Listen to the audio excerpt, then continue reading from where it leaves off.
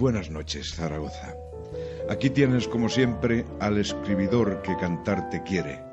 No me vas a creer, siendo de tan lejos, pero sigo tus latidos de ciudad, porque a veces tengo la impresión, Zaragoza, de que solo nos acordamos de que existes en la fiesta del Pilar.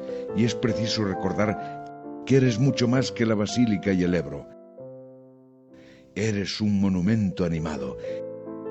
Eres romana en la muralla y barroco en el Pilar.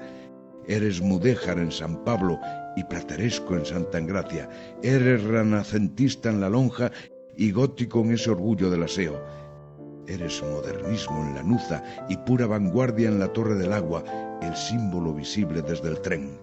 Eres ostentación en el Palacio de la Audiencia y memoria en el Torreón de la Azuda. Y eres, sobre todo, humana.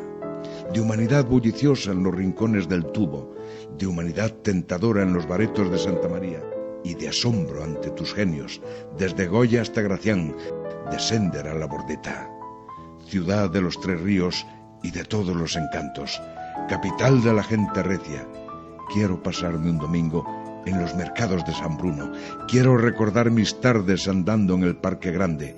Quiero dar un paseo por las riberas del Ebro, quiero ir en una barca por el canal de Aguas Bravas y quiero empaparme otra vez de Zaragoza para poderle explicar al mundo por qué eres la ciudad con más títulos de España, ganados a golpe de historia, de hazañas y de heroísmo. La muy noble, la muy leal, la muy heroica, la muy benéfica, la siempre heroica, la inmortal.